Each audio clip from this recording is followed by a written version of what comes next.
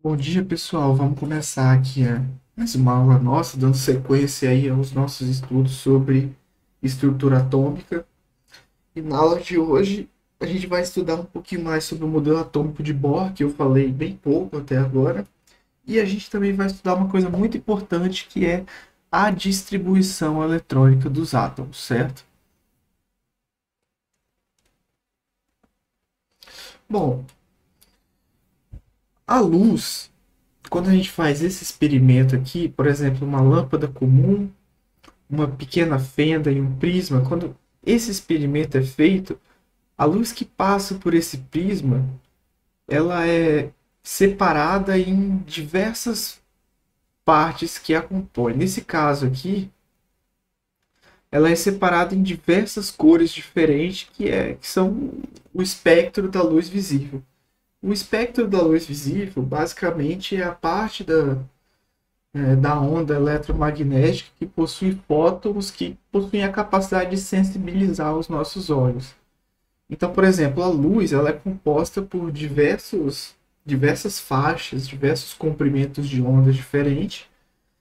Quando esses diversos comprimentos de onda diferentes, que aqui a gente vê como uma coisa só, entram em contato com o prisma, eles vão interagir com o prisma de forma diferente.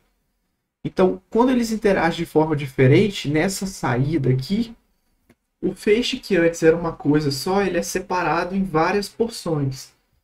E aí cada porção dessa tem uma frequência e um comprimento de onda característico. E aqui a gente tem o espectro, as várias cores do violeta até o vermelho.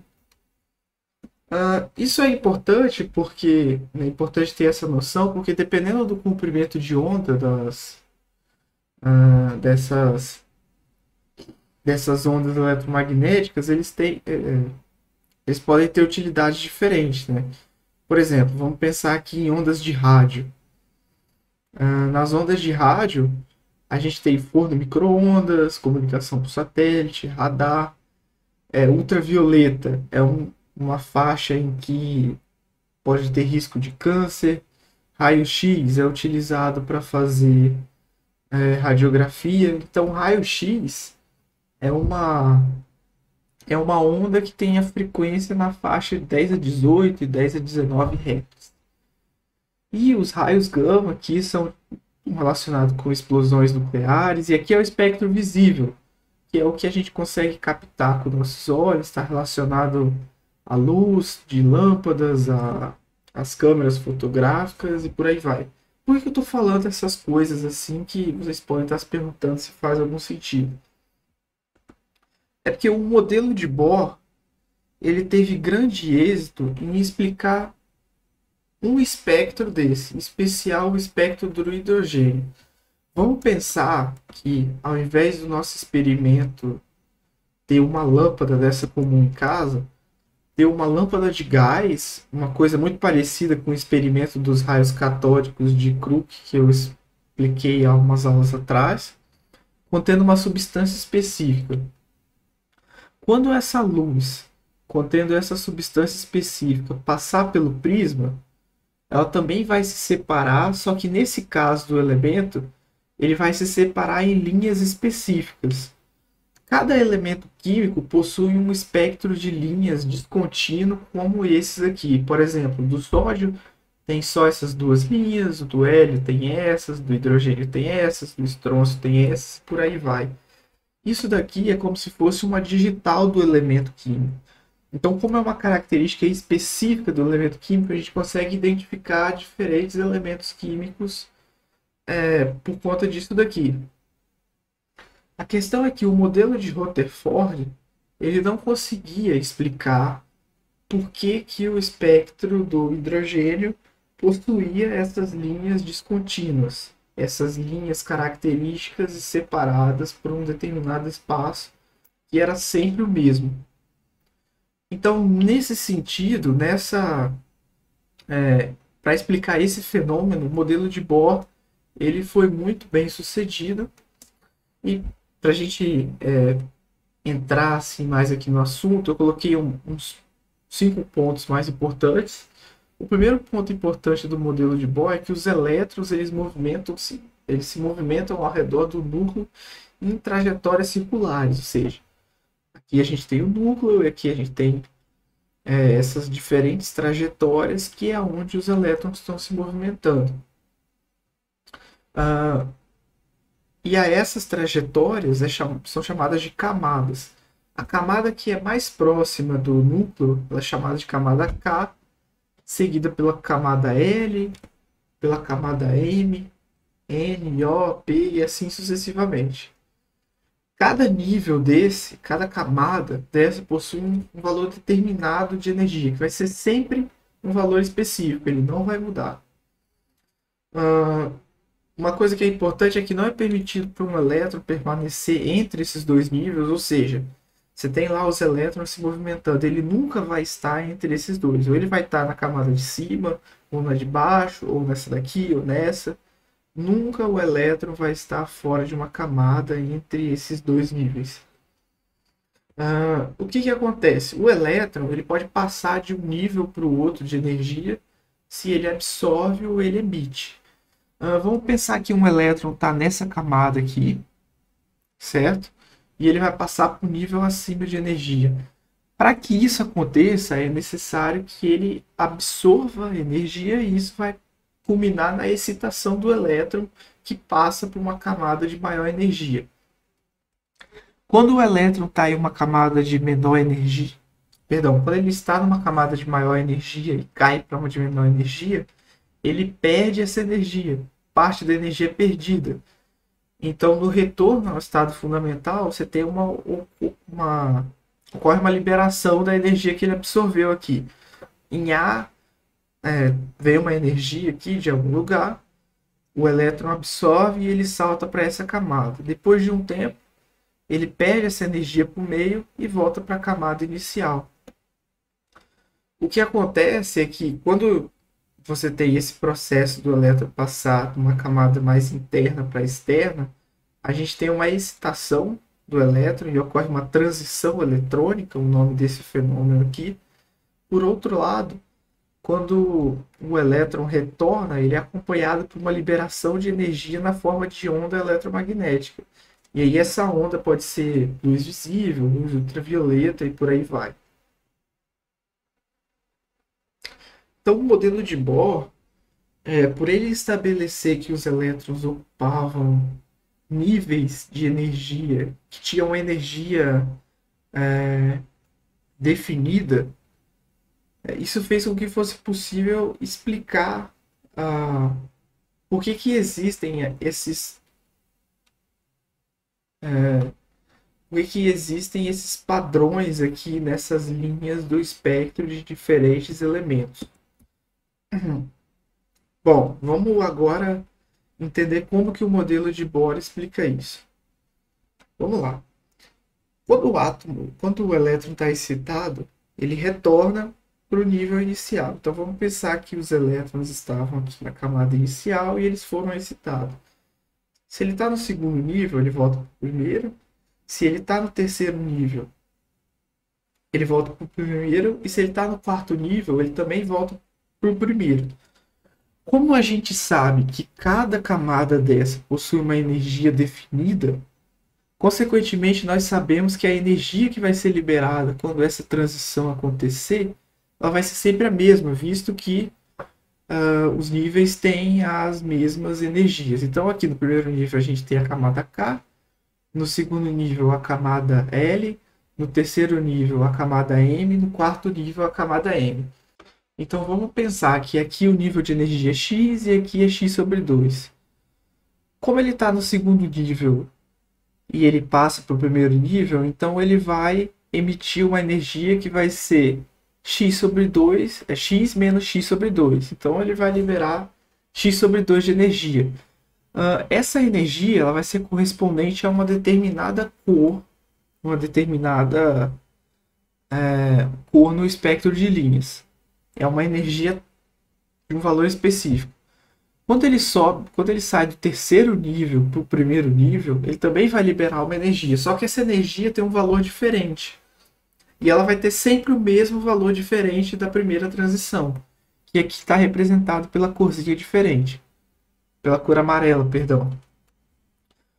Quando o elétron retorna do quarto nível para o primeiro nível, agora ele vai liberar uma energia que é diferente das duas primeiras, que aqui está representada pela cor azul. Então, esse espectro de linhas, cada varetinha dessa representa uma transição que está acontecendo.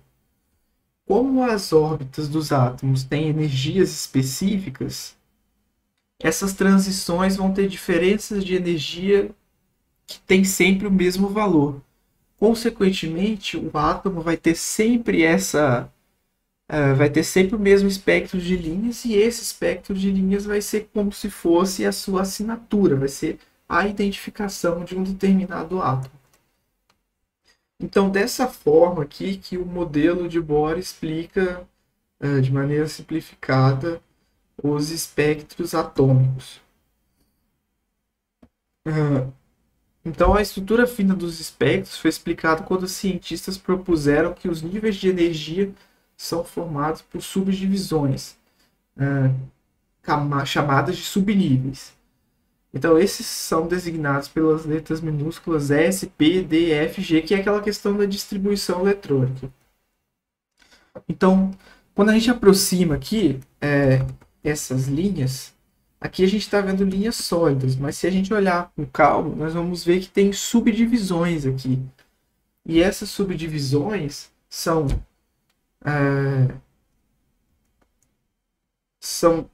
transições eletrônicas que ocorrem dentro de cada nível. Por exemplo, a camada K é formada pelo subnível S. A camada L é formada pelos subníveis SP. A camada M é formada pelos subníveis S, P e D. Dentro da camada M existem transições eletrônicas que acontecem do subnível S para o P, do S para o D, do P para o D, do D para o P, do P para o S e assim sucessivamente. Aqui a gente tem o diagrama de energia. Aqui é a energia crescente. Então, no subnível 1S da camada K, ele possui a menor energia, acompanhado pelo 2S, o 2P, o 3S, o 3P, o 4S, o 4P e assim sucessivamente. Cada subnível ele comporta um número máximo de elétrons.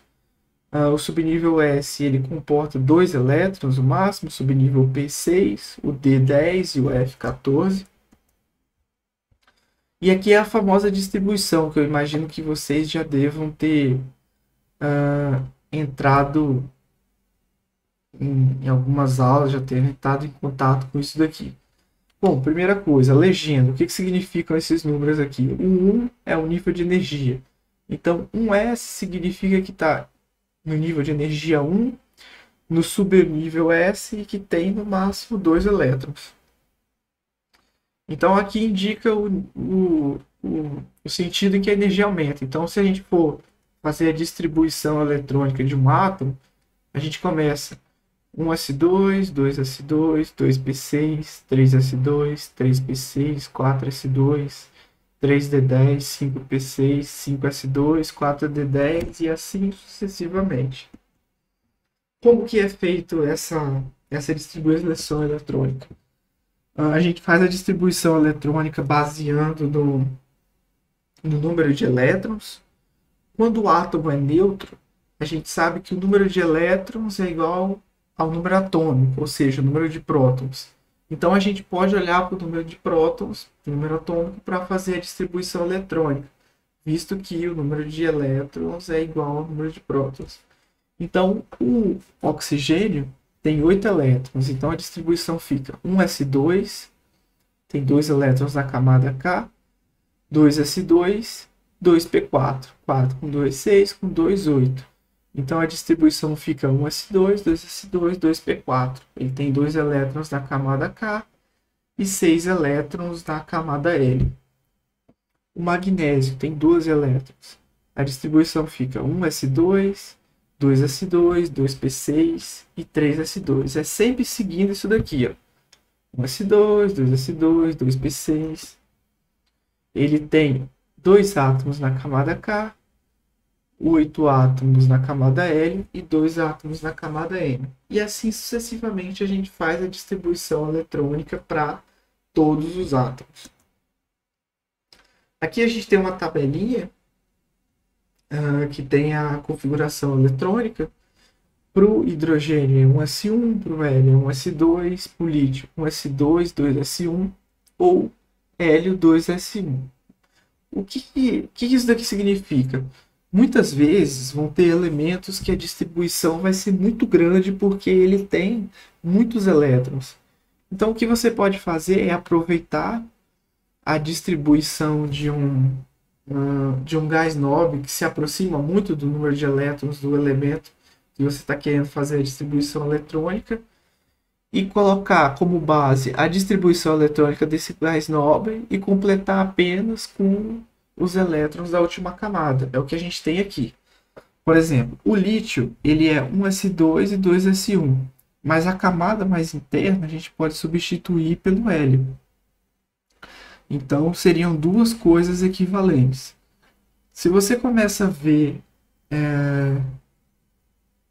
para átomos que têm maior número de elétrons, começa a fazer sentido, porque aí você não precisa ficar repetindo todos esses elétrons das camadas mais internas.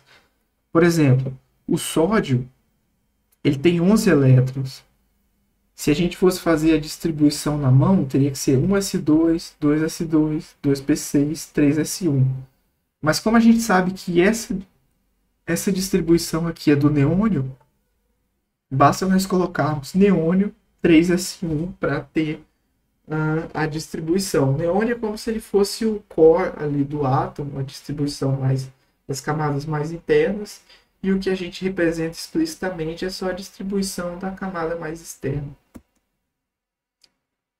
Como que fica a distribuição eletrônica em íons? Bom, quando a gente acrescenta ou retira um átomo um elétron do átomo, a gente faz essa operação na camada de valência. A camada de valência é a última camada da nossa distribuição eletrônica, ou seja, é a camada mais distante do núcleo, mais afastada. Por exemplo, no sódio, a gente tem que a distribuição do sódio átomo é 1s2, 2s2, 2p6, 3s1.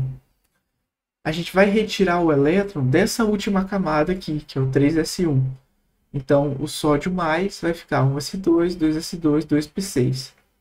Quando a gente adiciona, é a mesma coisa, a gente adiciona na última camada. O cloro, que é 1s2, 2s2, 2p6, 3s2, 3p5, quando adicionamos um elétron, ele passa a ser cloreto e a sua distribuição eletrônica fica 1s2, 2s2, 2p6, 3s, perdão, 2p6, 3s2 e 3p6. Então, a gente tem que tomar esse cuidado quando a distribuição eletrônica for de íons. Então, aqui, novamente, essa é mais uma aula mais rápida. E todos esses conceitos, eu espero que vocês não fiquem assustados. Eu vou trabalhar eles nas aulas de exercícios. Que, se eu não me engano, eu vou passar mais umas 2 aulas de conteúdo para falar um pouco sobre tabela periódica e periodicidade de algumas propriedades. E aí depois a gente vai fazer umas 3 aulas de exercício tratando de átomos, modelos atômicos, calcular a massa dos átomos, número de prótons, nêutrons e também fazer distribuição eletrônica. Então eu desejo aí bons estudos para vocês e até a próxima aula.